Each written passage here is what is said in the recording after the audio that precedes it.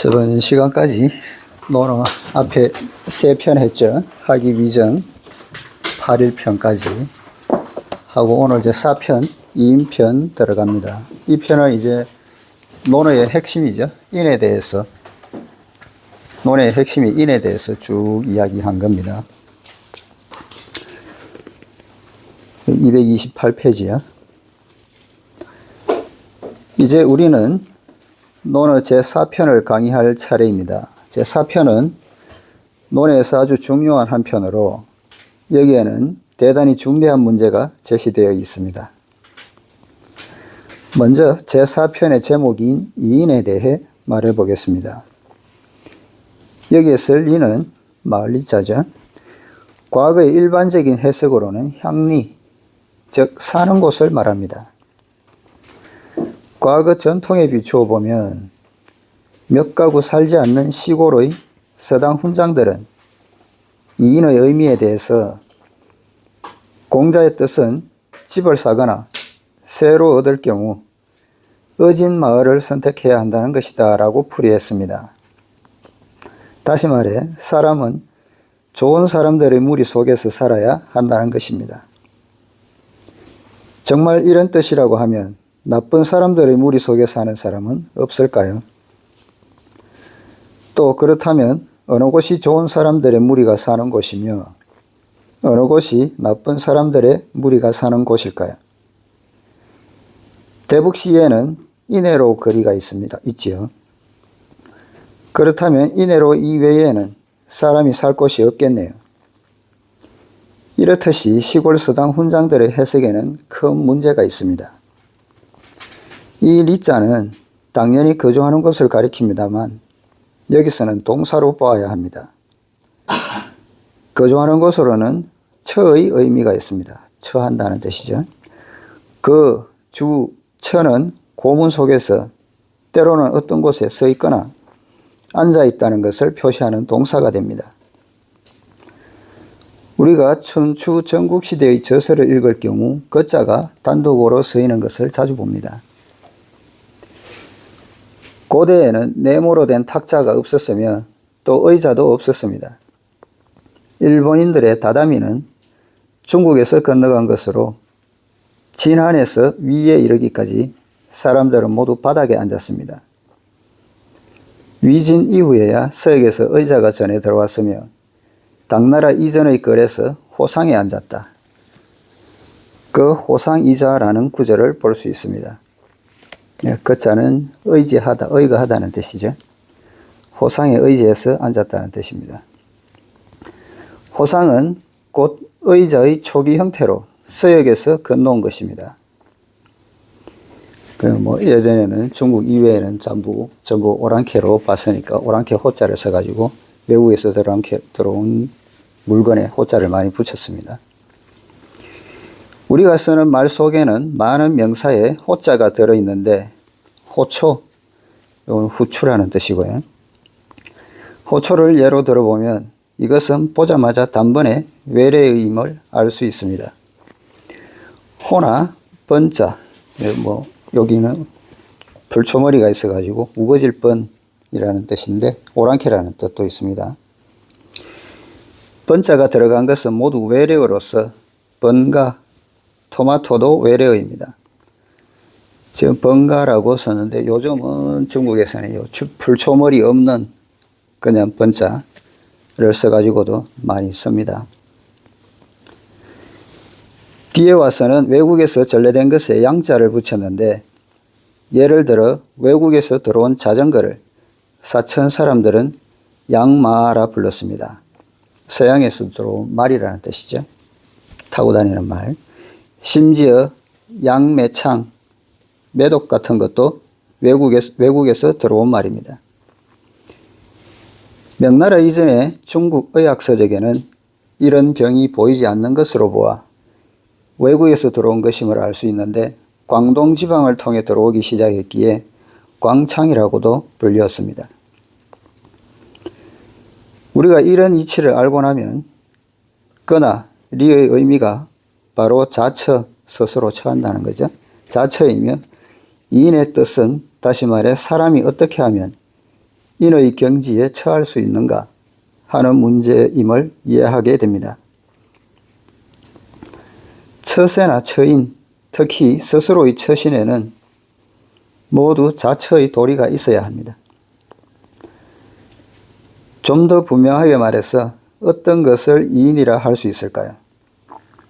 이것은 바로 우리가 수양과 정신을 늘 인의 경지에 두어야 한다는 것입니다. 이제 인을 토론하겠습니다. 인이란 글자는 공자 학문의 핵심이 되는 가장 중요한 문제입니다. 앞의 제1편에서 배우고 때때로 익힌다, 하기 시습지라고 했는데 무엇을 배운다는 것입니까? 바로 인을 배운다는 것입니다. 인이란 무엇일까요? 이것은 지난 2000년 동안 일치된 결론을 내릴 수 없었던 것으로 정말 골치 아픈 큰 문제가 아닐 수 없습니다. 우리가 지금까지 공부해보니 논어는 전체가 인을 말하고 있는데 이 인은 무엇일까요? 과거 여기에 대해 몇 가지 해석이 있었습니다. 가장 유명한 해석은 널리 사랑하는 것을 인이라 한다. 박예집이 인입니다. 많은 사람들이 인의 뜻을 말할 경우 이렇게 대답하고 또 틀림없다는 말투로 이것이 공자의 뜻이라고 말하곤 합니다. 그러나 사실은 그렇지 않습니다. 이 말은 공자가 한 것도 아니요 맹자가 한 것도 아닙니다. 공가점의 양대 주주인 공자 맹자가 모두 말한 적이 없고 공가점의 점원이었던 당나라 때의 한유가 말한 것입니다. 당대에도 모두들 인이 무엇인가 하는 문제를 토론했는데 한유는 널리 사랑하는 것을 인이라 한다는 정의를 내린 것이었습니다. 이것이 후세에 와전되어 유가의 사상으로 알려지게 되었습니다. 여기에 또 문제가 있습니다. 한유는 왜 이런 정의를 내렸을까요? 비록 그의 문장이 8대의 쇠미함을 일으켜 세웠다고 하지만 그가 내린 정의도 8대의 쇠미함을 일으켜 세운 것은 아니었습니다. 명성으로 사람을 억압할 수 없는 것은 진리이므로 한유의 사상이 모두 공맹사상인 것은 결코 아닙니다. 한유는 묵자를 연구한 전문가이고 묵자의 사상에는 겸해가 있습니다.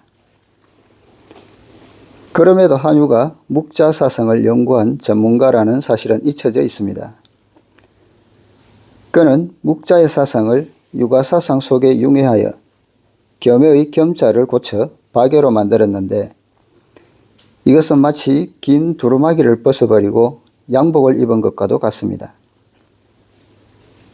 후세 사람들은 그 진상을 알지 못하고 널리 사랑하는 것을 인이라 한다를 유가사상에서 나온 해석인 것으로 잘못 생각하고 있습니다. 우리는 결코 한유가 내린 이런 정의가 잘못되었다고 하지는 않습니다. 우리의 태도는 객관적이어야 하며 진리는 단지 하나만 있을 뿐입니다. 철학적인 관점에서 말하면 우주 만유의 최초 근원이 되는 것을 철학자들은 본체라고 하고 서양의 종교가들은 하느님이라고 부르며 인도 사람들은 부처열애라고 하고 중국인들은 도라고 부릅니다. 명칭은 다르지만 가리키는 것은 모두 같은 것입니다.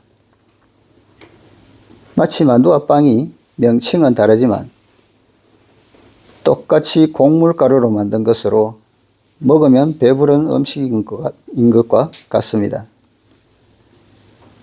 그러므로 우리는 명칭에 사로잡힐 필요가 없습니다.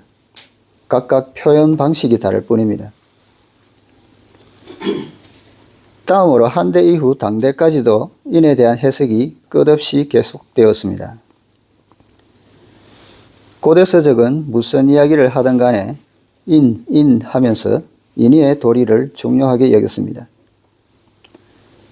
공자는 인을 역설하고 맹자는 의를 역설했는데 마지막에는 서로 합쳐져 인의로 되어 인의가 곧 공맹이요 공맹이 곧 인의가 되었습니다.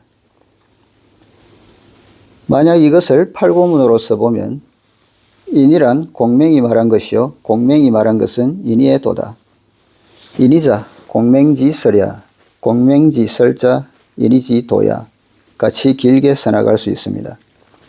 팔고문은 명청대의 과거 시험에 고정되었던 시험지 답안의 문체 격식이었는데요.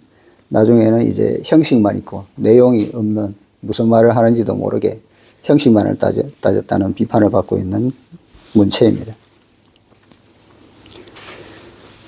길게 이야기를 했지만 논리적으로 비평하면 진언전도 부지소운 캐캐묵은 말을 앞뒤로 바꿔놓았을 뿐 무엇을 말하는지 알 수 없다는 뜻이라는 8자에 지나지 않습니다. 이는 청대 근룡연간의 제자 기효람이 비평했던 이야기와 같습니다. 기효람은 이제 청대의 학자죠. 문학가이고 관리기도 했습니다. 한 학생이 글을 들고 와서 기효람에게 보아달라고 청하자 기효람은 옛시 2구절을 가지고 평해 말했습니다. 양계황녀 명취류. 요 황녀는 꾀꼬리라는 뜻인데요. 꾀꼬리 려자입니다. 취는 이제 비취 취자죠. 비취처럼 푸른 류는 버드나무. 2마리 꾀꼬리가 푸른 버드나무에서 울고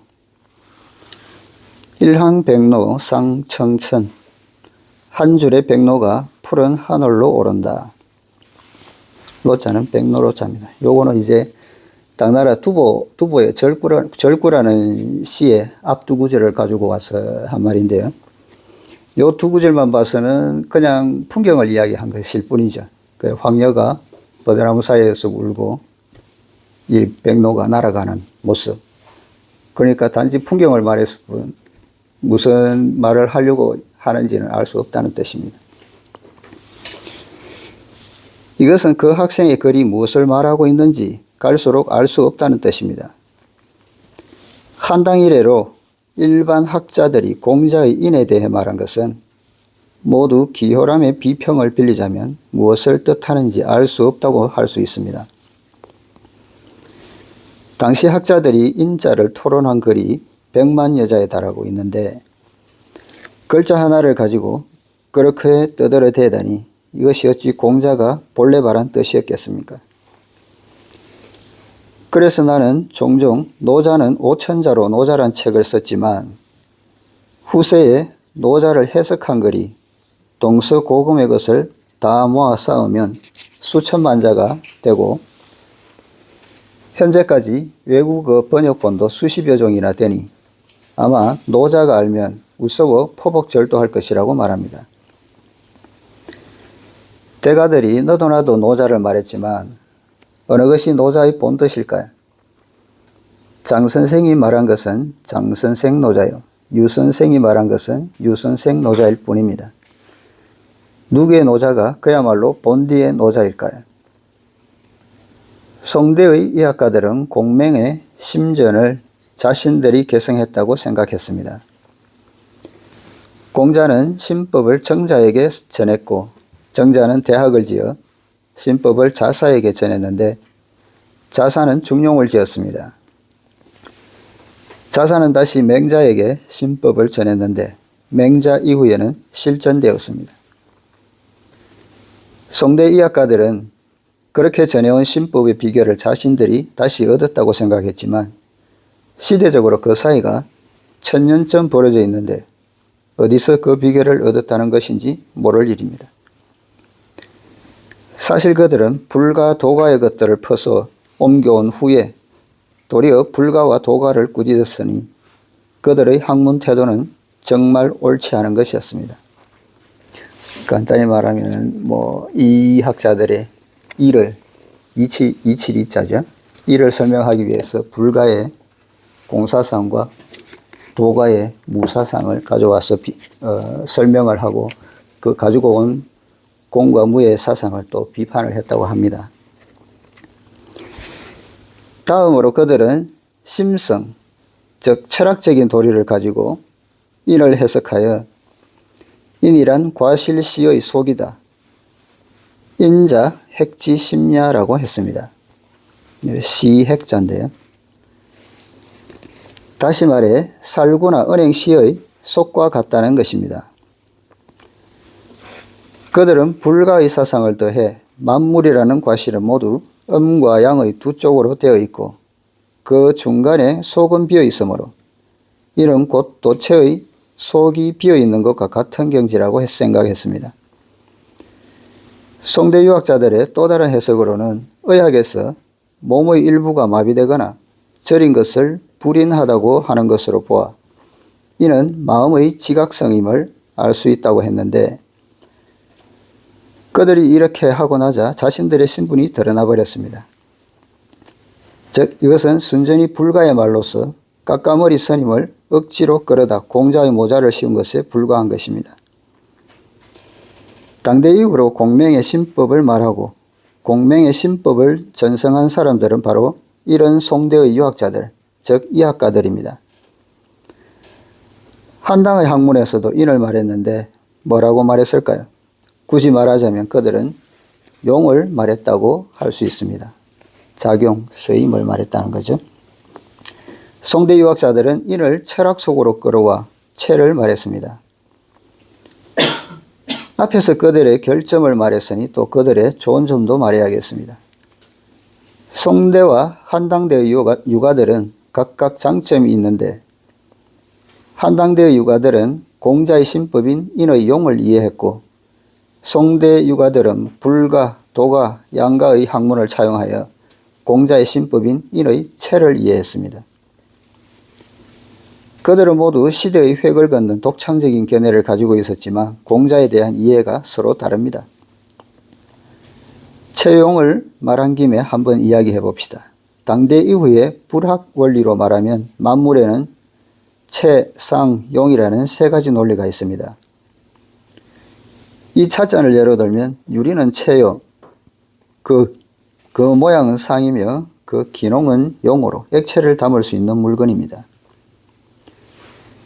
추상적인 사상도 마찬가지입니다. 우리가 지금 말하고 있는 것을 예로 들어보면 논의 사상은 그 체요, 논의 내용 20편은 그 상으로 우리가 지금 연구 해석하고 있습니다. 그리고 논의 용은 공자를 이해하고 나서 비로소 공자를 반대하는 잘못이 어디에 있는지 알고 또 어떻게 우리 문화를 발전시킬 것이냐 하는 문제입니다. 한당의 유학자들은 인의 용에 대해 말했지만 공자도 당시에 인을 논할 때 대부분 그 시대를 겨냥하여 용을 말했습니다. 송대 유학자들은 철학까지 끌어가 인의 체를 말했는데 현상으로부터 본체를 연구하는 것이 견해의 면에서 조금의 진보가 없었다고 말할 수는 없지만 아쉽게도 각각 한쪽만 고집하여 자기들이 제일인 양 했습니다. 이런 자료들을 이해하고 나서 다시 인어로 돌아가 봅시다. 인이란 무엇일까요? 고대 한자로 쓰인 인자의 모양을 봅시다. 사람이 두 발로 걸어가는 모양, 옆에 둘을 더한 것인데 왜 그 옆에 하나를 더하지 않았을까요? 두 사람은 바로 사람과 사람 사이로서 내가 있으면 내가 있고 너와 내가 있으면 또 그 사람이 있는 것입니다. 나와 너 그리고 그 사람이 있으면 바로 사회가 있게 됩니다. 한 사람일 경우에는 문제가 없지만 두 사람이 있게 되면 서로 어떻게 지낼 것이냐, 서로 어떻게 사랑할 것이냐, 서로 어떻게 도울 것이냐 하는 문제가 발생하게 되는데 이게 바로 인입니다. 다시 말하면 인은 사람과 사람 사이의 일입니다. 이것이 문자상의 해석입니다. 이제 정리해 봅시다. 첫째, 이인이란 제목은 인에 스스로 처한다, 즉 자처라는 것이며 어떻게 스스로 처하느냐 하는데 학문의 중심이 있음을 상징하고 있습니다. 자기의 마음이 체요, 사람 사이에 처하는 것이 상과 용이 됩니다. 상은 사람의 행위이며 용은 나타난 작용입니다. 자처란 바로 자립이며 스스로 서는 것이며 처인이란 바로 입인, 다른 사람을 세우는 것입니다. 불가에서 말하는 보살의 도리는 나도 서고 남도 세워주는 것, 자립이빈입니다. 보살은 범어인 보디사트바, 보리살타의 음력으로 한자어로 간단히 보살이라 번역했는데 당시에 쓰이던 단어인 성현에 해당하며 명칭만 다를 뿐입니다. 자처 처인이 바로 인의 체와 용입니다. 둘째 이 인편에서 공자는 나의 도는 하나로서 꿰뚫었다. 오도 일이 관지라고 말하고 있습니다. 다시 말하면 체와 용이 일관되어 체도 있고 용도 있다는 것입니다. 그러므로 인을 말하면서 단지 용인 행위만 말하고 체인 내심의 수양을 말하지 않는 것은 틀린 것입니다. 만약 또 다른 한파의 송대 유학자들이 말한 대로 가만히 앉아있는 것, 즉 정좌를 인이라 하고 성을 기르고 마음을 논하는 것, 양성 담심을 인으로 여겨 용을 중시하지 않는다면 세상을 구하거나 사람을 구할 수 없고 자기를 세우고 남을 세울 수도 없으니 이것도 틀린 것으로 마땅히 체와 용이 일관되어야 하는 것입니다. 셋째, 제7편 수리에서 공자는 사상은 도의 뜻을 두고 행위는 덕에 의거하며 도와 덕의 발휘는 인에 의지하고 지식과 학문은 유계에 논의러야 한다.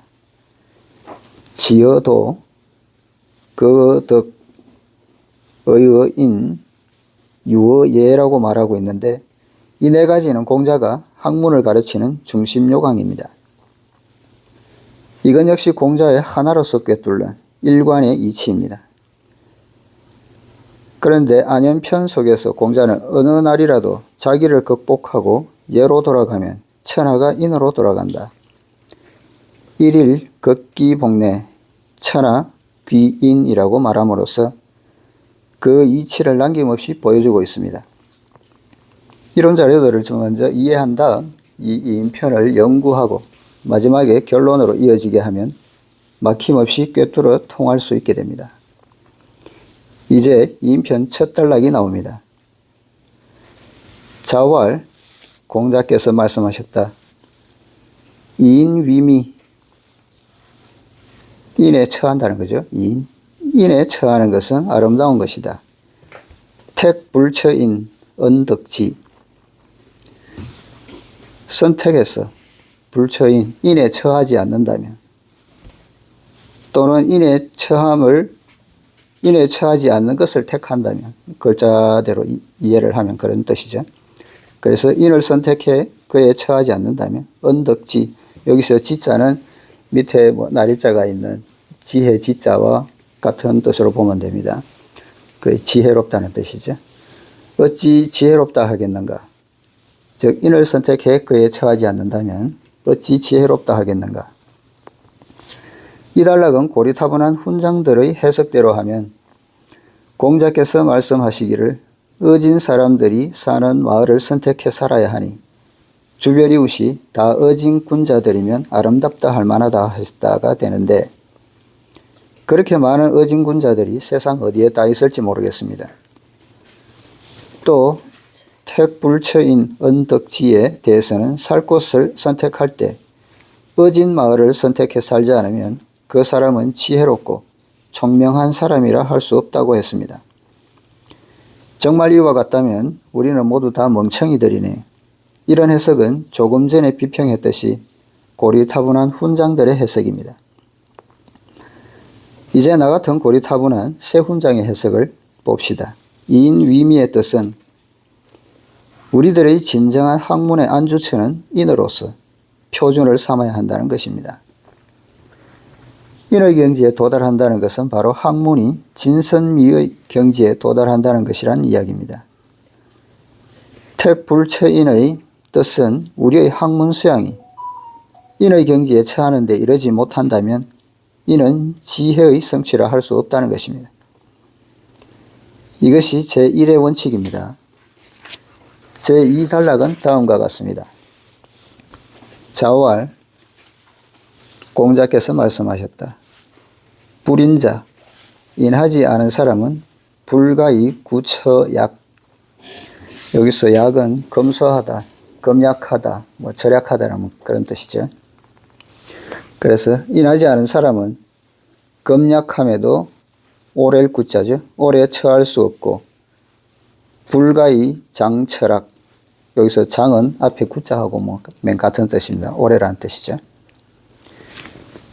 안락함에도 오래 처할 수 없다. 인자 아닌. 인한 사람은 인에 안조하고 지자 이인. 지혜로운 사람은 인을 이롭게 여긴다. 여기서 공자는 인의 경지에 도달하지 못한 불인한 사람은 약에 오래 처할 수 없다고 했습니다. 이 약은 계약을 맺는다는 뜻이 아니라 보통 우리가 계약할 때도 이 약자를 쓰고 약속하다 할 때도 이 약자를 쓰죠. 그런 계약을 맺는다는 뜻이 아니라 검과 뜻이 같습니다. 검소하다는 뜻이죠. 다시 말해 인의 경지에 이르지 못한 사람은 검소하고 소박한 환경에 오래 처할 수 없다는 것입니다. 사람은 학문 수양이 인의 경지에 이르러야 비로소 공자가 가장 사랑한 학생 아내처럼 한 그릇 밥과 한쪽 밥의 물로만 살아도 즐거움을 바꾸지 않고 절개를 잃지 않을 수 있습니다. 바꾸어 말해서 공경에 편히 처할 수 없으면 즐거운 환경에도 오래 처할 수 없습니다. 진정한 수양이 없는 사람은 뜻을 이루지 못했을 경우에 채신 없이 행동할 뿐만 아니라 뜻을 이루었을 경우에도 채신 없이 행동합니다. 부귀공명으로 즐거울 때에 채신 없이 행동하는 것은 인이 없고 중심사상이 없기 때문이요. 가난하고 어려울 때에 채신 없이 행동하는 건 역시 진정으로 인의 경지에 도달하지 못했기 때문입니다. 가난을 편히 여기고 도를 즐기는 것과 안빈낙도와 부귀하더라도 방탕하지 않는 것, 부귀부름은 다 쉽지 않은 일입니다. 그래서 앞에 하기편에서도 자공이 이야기했었죠. 비리무첨하고 부의무고하면 어떠냐고. 빈곤하면서도 아첨하지 않고 부유하면서도 교만하지 않으면 어떠냐고 했을 때 공자께서 말씀하셨죠. 미약빈이락하고 부의호래자라고 했습니다. 그러니까 가난하면서도 거기에 안주할 수 있고 부유하면서도 예를 좋아하는 사람만 갖지 못하다는 거죠. 그래서 빈이락이 도에 즐겁게 거하는 것, 도를 즐기는 것, 안빈낙도가 될 것이고 부의호래자가 부름하지 않는 호래자니까 그래서 부귀부름이 되겠죠. 그래서 공자는 지혜로운 사람은 인을 이롭게 여긴다. 지자이인이라고 말했습니다. 참으로 지혜가 있고 수양이 인의 경지에 도달했다면 부귀에 처하든 빈궁에 처하든 시리하든 덕이하든 간에 천지 자연의 섭리에 순응하여 자기의 처지를 만족하게 여길 줄 알고 공궁한 환경 속에서도 평소처럼 태연자약할 수 있습니다.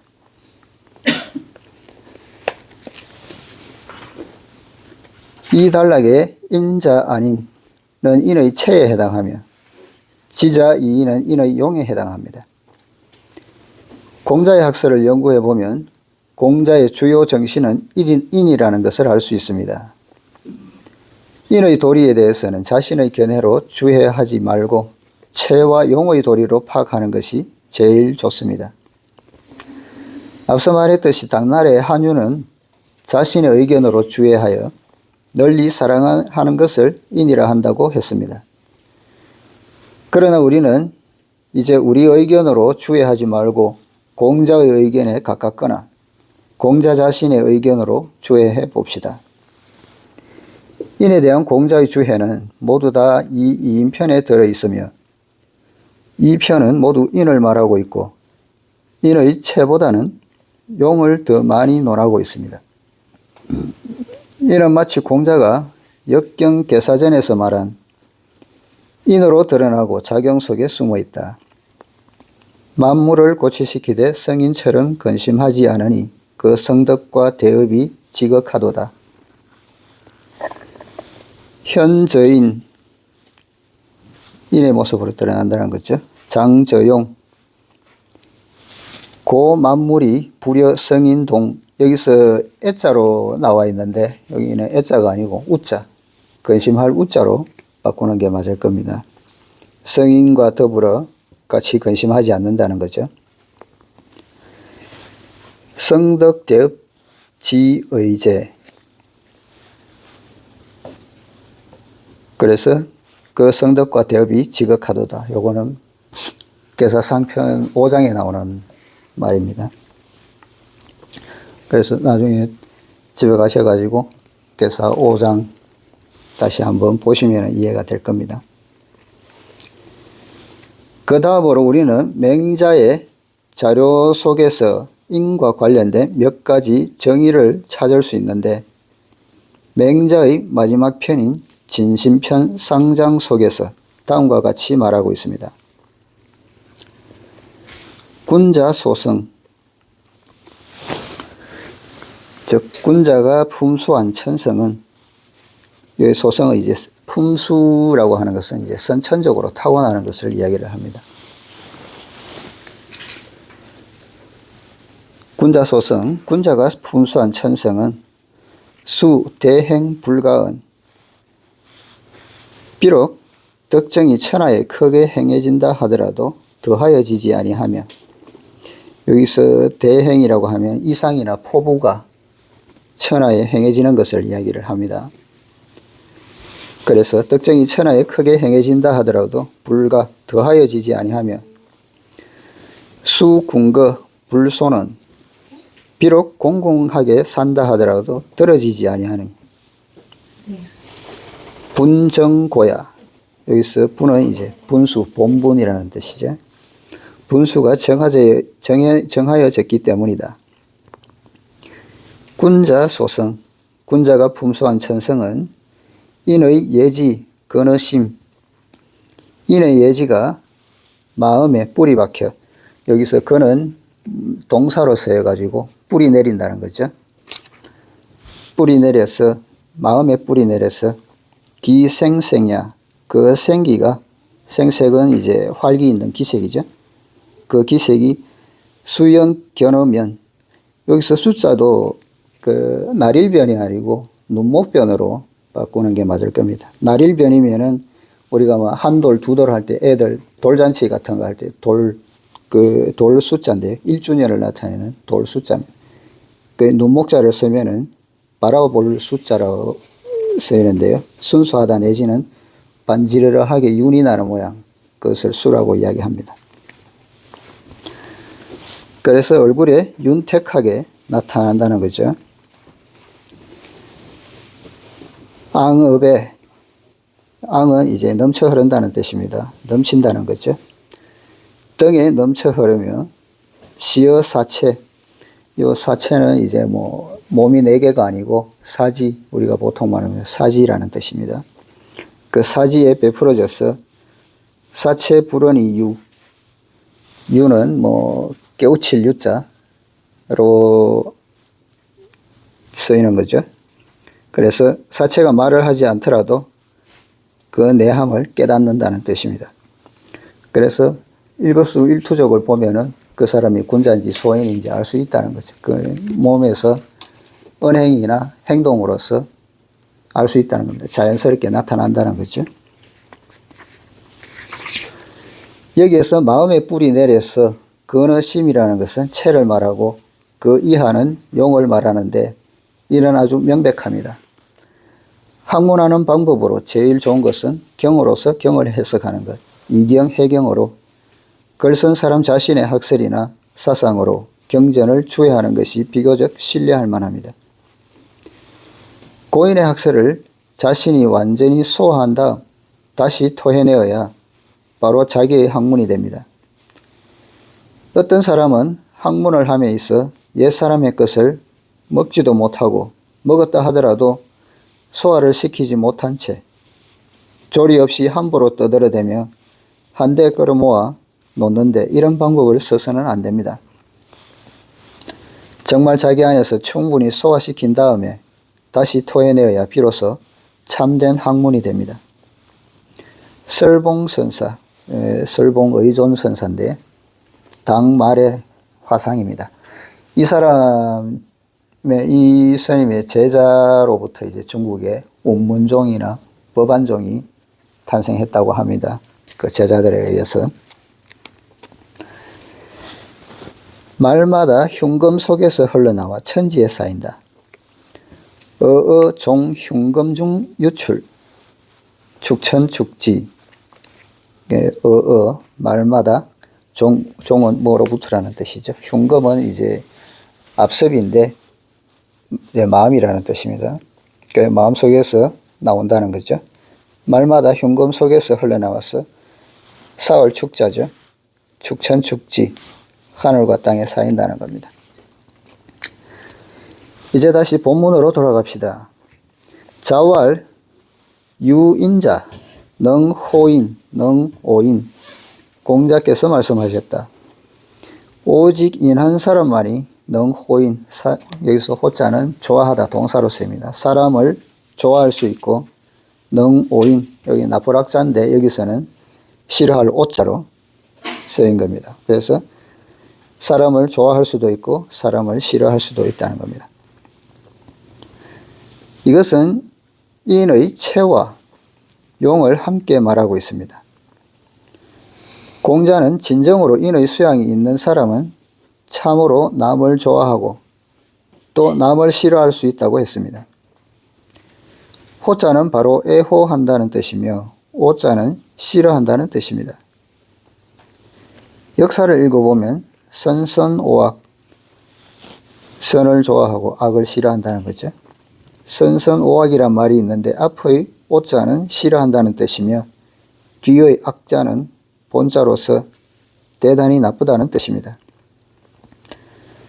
지난날의 고문이나 많은 주의문에 선선이 불능용, 오악이 불능거란 말이 나오는데 재간 있는 부하를 좋아하지만 발탁해서 설 수 없고 나쁜 부하를 싫어하지만 또 쫓아낼 수 없다는 뜻입니다. 이 단락에서 공자는 인의 수양이 있는 사람은 진정으로 사람을 사랑할 수도 있으며 또 사람을 싫어할 수도 있다고 말하고 있습니다.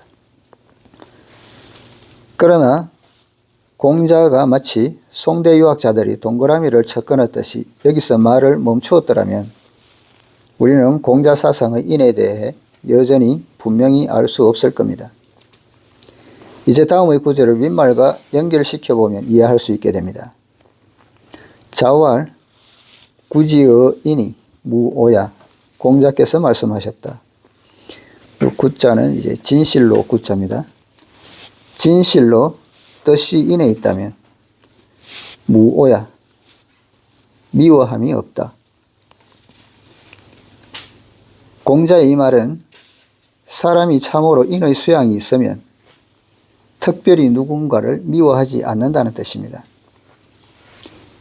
마치 큰 종교의 교주처럼 좋은 사람도 물론 사랑해야 하지만 나쁜 사람에 대해서도 여러 방법으로 그를 변화시키고 감화시켜 끝내는 그를 천당에까지 갈 수 있도록 해야 한다는 것입니다. 그래서 공자는 진정으로 인의 뜻을 둔 사람은 천하에 미운 사람이란 하나도 없으니 좋은 사람은 물론 사랑해야 하고 나쁜 사람도 불쌍히 여겨 그에게 자비를 베풀고 그를 감화시켜야 한다고 말했습니다. 다음에는 인의 중요함을 말하고 있습니다. 자왈 부여귀 시인지 소용냐. 공자께서 말씀하셨다. 부유함과 귀함, 즉 부귀는 인지 소용냐. 사람이 사람이 바라는 바, 좋아하는 바다. 불이기도 덕지 불처야. 그 마땅한 도로서 그것을 얻는 것이 아니면 처하지 말아야 한다. 빈여천, 빈처는 시인지 소오야. 사람이 싫어하는 바니 불이 기도덕지 불거야. 여기서 요 말이 앞에서 앞 문장하고 뜻이 같아서 헷갈릴 수가 있는데요. 요거는 불이 기도덕지.